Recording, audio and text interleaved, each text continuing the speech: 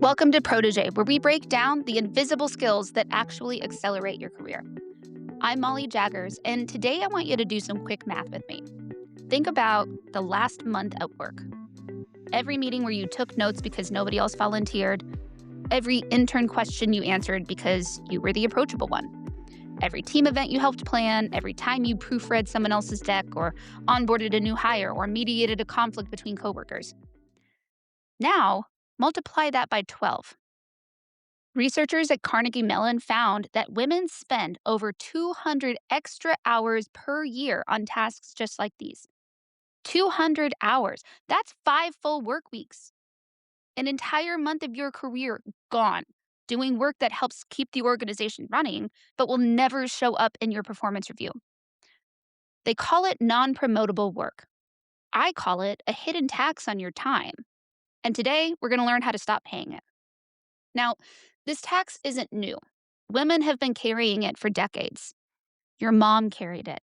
Your first female boss carried it. This is a persistent structural problem baked into how organizations distribute work. But here's what is new and why the conversation can't wait. First, remote and hybrid work exposed it. When teams went distributed, the invisible labor didn't disappear, it got louder. So suddenly, you could see exactly who was doing the coordination, the check-ins, the making sure nothing falls through the cracks kind of work. So the quiet subsidy became visible. Now, AI has made it measurable. Companies are rolling out tools that analyze time allocation, calendar patterns, and workload distribution at scale. And for the first time, the gap isn't anecdotal, it's in the data. Managers can see exactly how many hours their female reports spend in coordination work versus strategic work. And that data is pretty damning. And the DEI pullback has made it worse as well. All these programs and initiatives that at least acknowledged the imbalance, they're disappearing, which means the institutional protections are gone and the burden is shifting right back to individual women. So the system that was always broken just got louder. And honestly, that's your opportunity because you can't fix what you can't name. So let's name it. Because the reason this tax is so hard to spot isn't that the work doesn't matter. It does. Someone has to take the meeting notes. Someone has to onboard the new hire. Someone has to plan the team offsite. The organization genuinely needs this work done. The problem is who does it. And the data on this is pretty sharp. Women are 48% more likely to volunteer for these tasks. They're also 44% more likely to be asked. And here's the part that makes this a rigged game. Both men and women are more likely to ask women. So women volunteer more. They get asked more. They say yes more, 76% out of the time. And what do they get for it? Nothing. Women aren't rewarded when they say yes to non-promotable work, but they are penalized when they say no. Men, they're actually rewarded when they say yes, and they face zero negative consequences when they say no. Same organization, same tasks, completely different rules. And this isn't just about time, it's about what that time costs you. Every hour you spend on a non-promotable task is an hour you're not spending on the work that gets you promoted, earning experience capital by leading projects, building strategic skills, gaining visibility with decision makers. And it's not just the hours, it's the cognitive load, the mental bandwidth of tracking everyone else's needs, remembering the logistics, and carrying the weight of being the reliable one. Even when that task might take you 15 minutes, the mental overhead runs all day. So this gap compounds.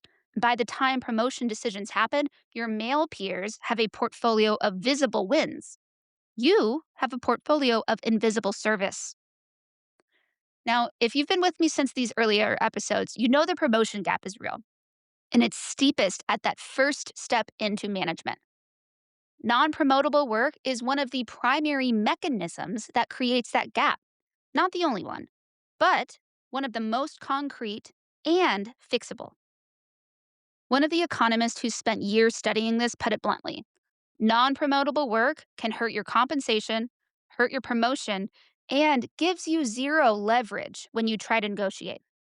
You'll meet her in a minute. Her name's Lisa Vesterlund, and her research changed how I think about my own calendar.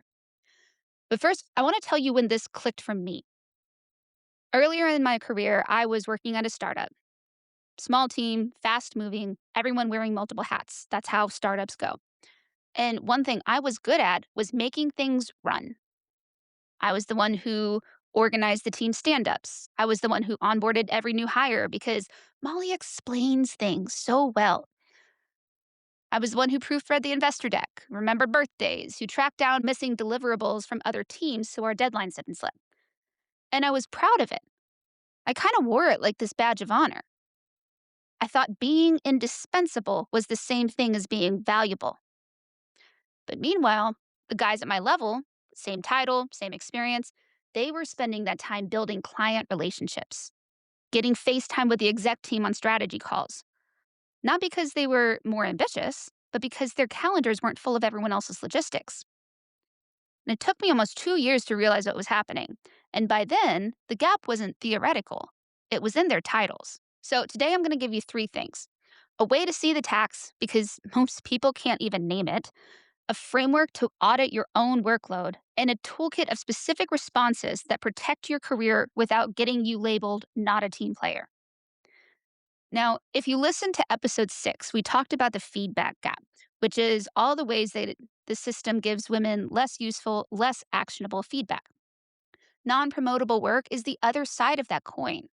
It's not just that women get worse feedback, it's that the work they're doing was never going to generate good feedback in the first place because no one's watching it. So let's start by naming what makes work non promotable in the first place. Because once you can see it, you'll notice it everywhere.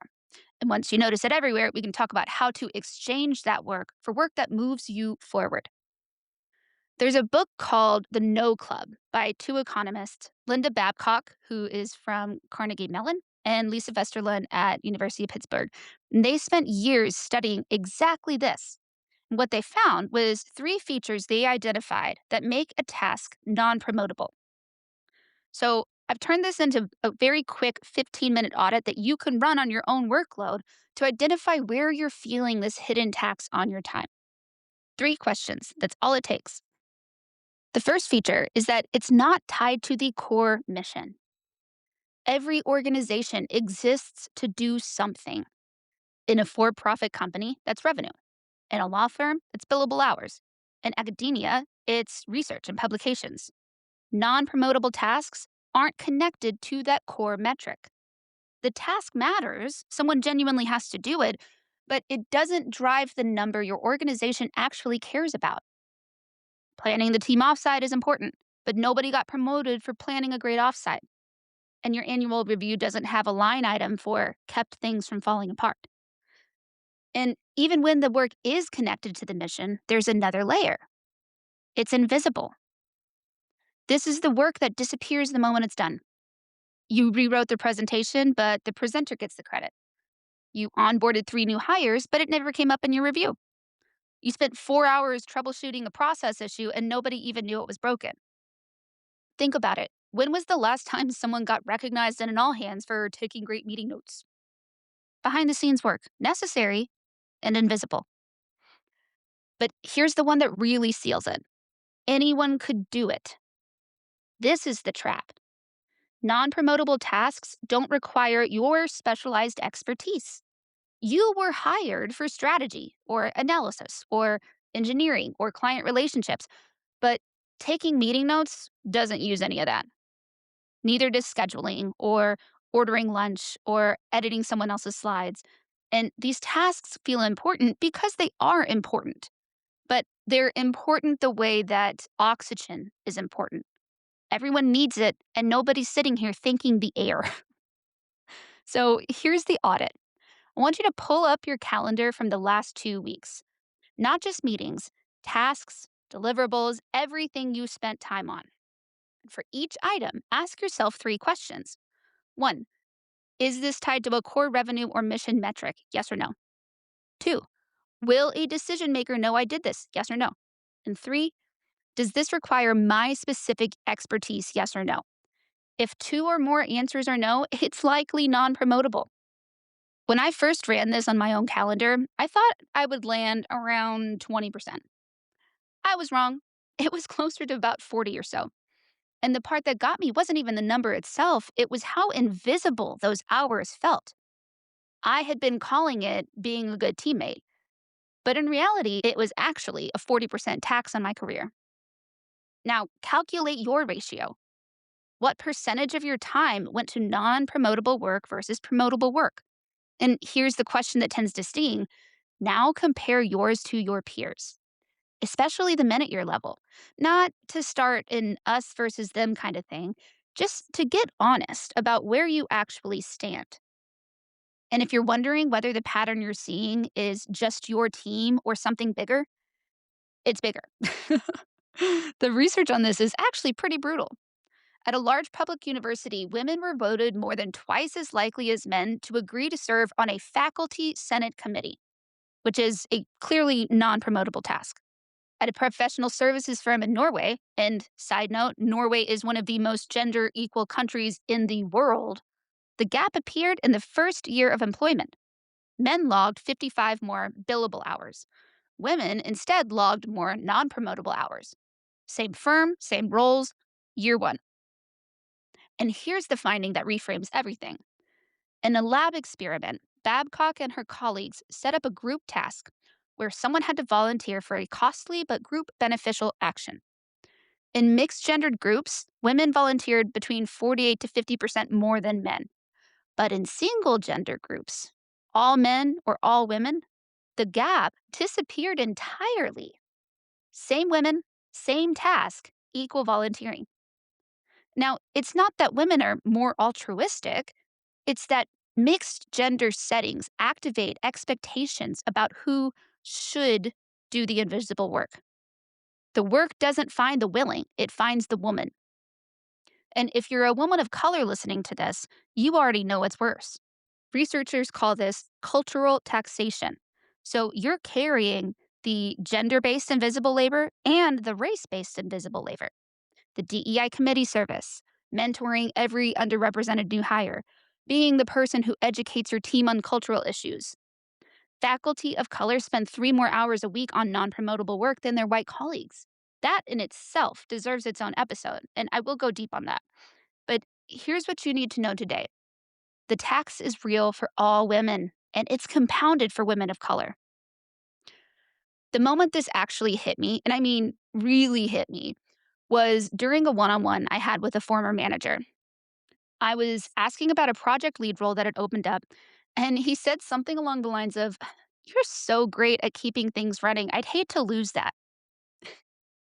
And I remember thinking, wait, did he just tell me I'm too useful in the wrong way to promote?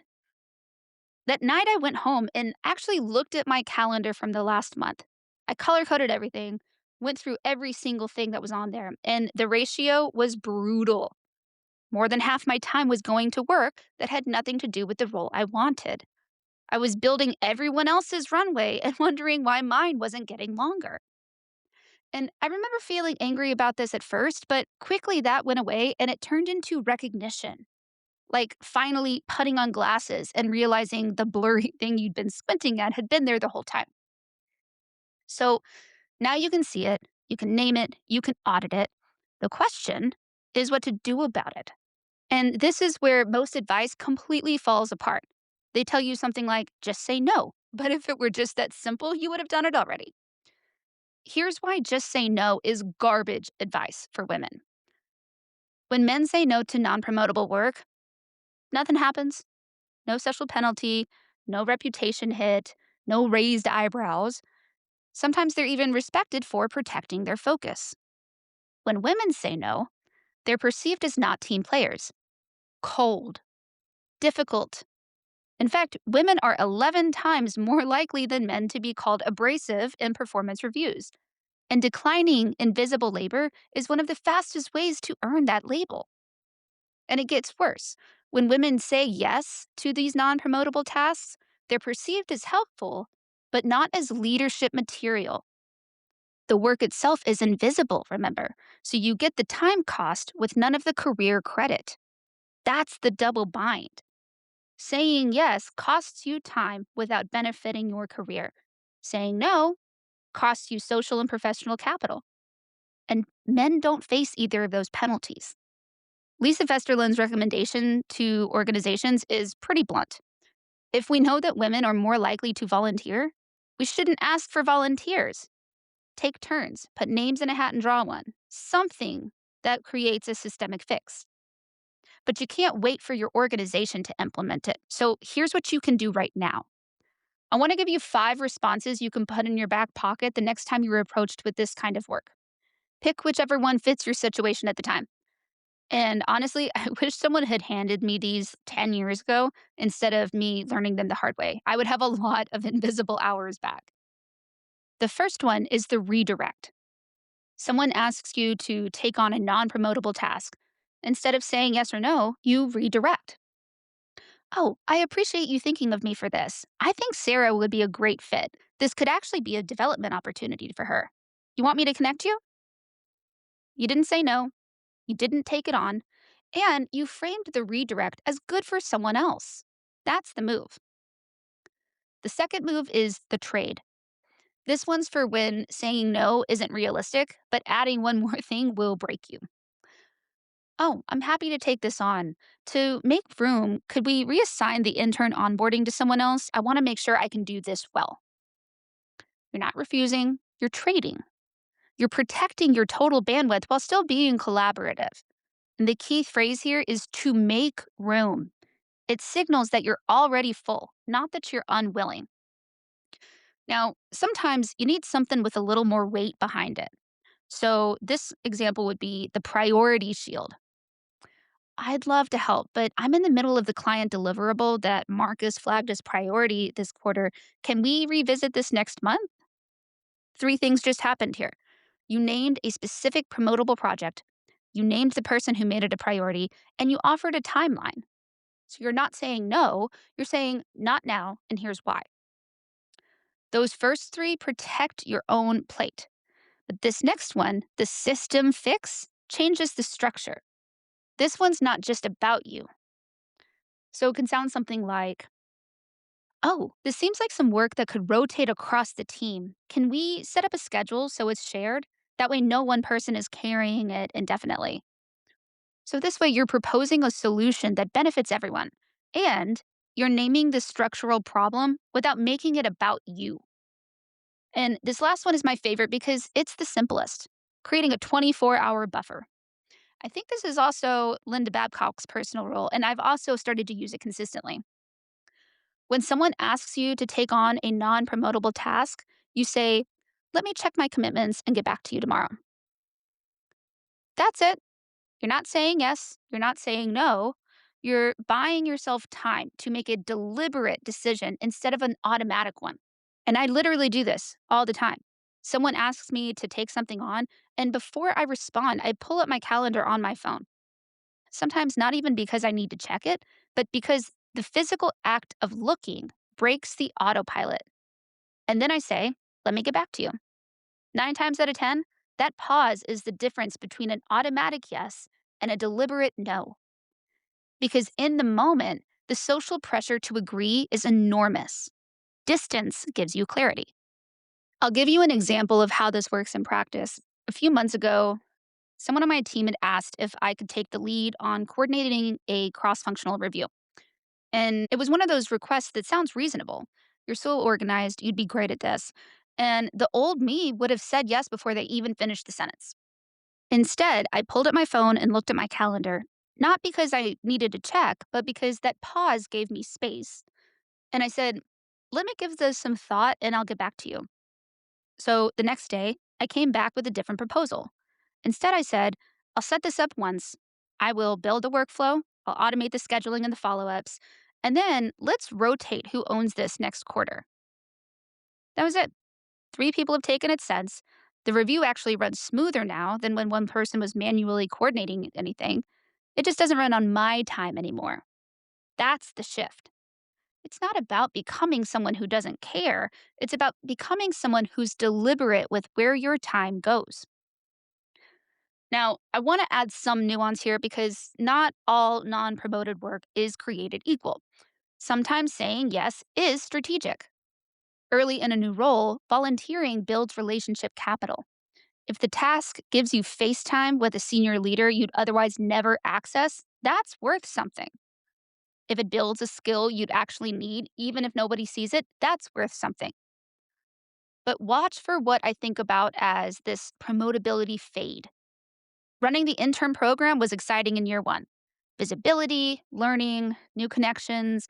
But by year three, it's expected of you, it's invisible, and your peers are speaking at conferences while you manage logistics. So, what was strategic became a trap because nobody noticed the shift, including you. It's like signing up for a gym membership because you want to be strong, but 3 years later, you're still only stretching. That movement feels productive, but you're not building anything. So, the test here is this: is this task building something I need, or am I doing it because it's been assigned to me by default? And if you're listening as someone who sponsors or develops talent, here's where you come in.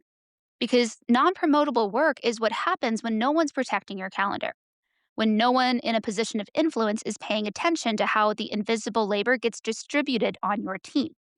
The most powerful thing a leader can do isn't just advocate for someone in a promotion meeting, it's shield them from the work that's eating their career before it even gets to that meeting.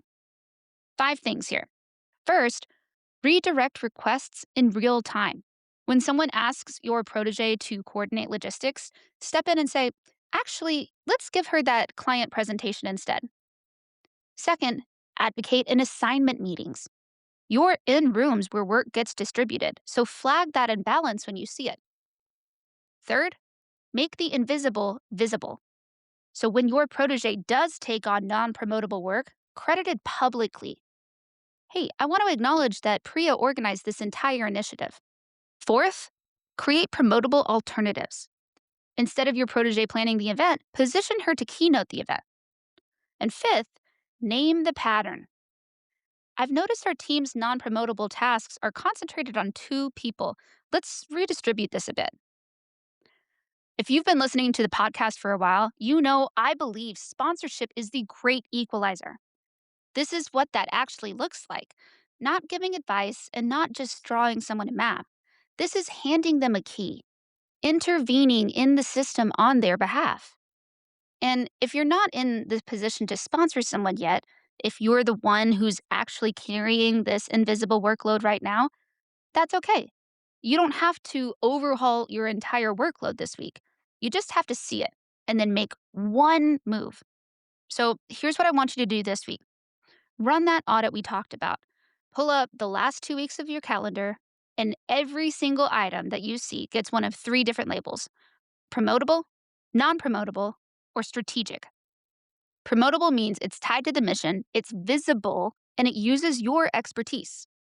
Non promotable means it's necessary but invisible, so anyone can do it. And strategic means it's technically non promotable, but you're deliberately choosing it for relationship capital or to build a skill. So count them all up and then calculate the ratio here. If more than 30% of your time is going to non promotable tasks, and I'm guessing for many of you it's probably higher, that's a signal. You're not underperforming, you're over subsidizing. And then after you've done that, pick one. Just one non promotable task and try one of the 5 responses that we walked through. You don't have to be perfect at it, you just have to try it once. Most of you will run this audit, see the number, and then keep doing exactly what you're doing. That's the default. But the ones who try even one redirect this week are the ones whose calendars will look different in 6 months. You don't have to revolutionize your workload overnight. You just have to stop automatically saying yes to the next one. And look, I know what some of you are thinking, but if I don't do it, it won't get done. Or I'll look like I don't care about the team. Look, I hear you. And I want you to sit with this for a second.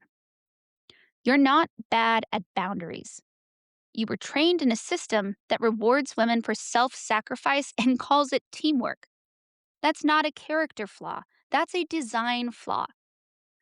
The system built this imbalance, not you, and continuing to pay a tax you didn't agree to isn't going to fix the design. So start with your own calendar. Imperfect boundaries beat no boundaries every time.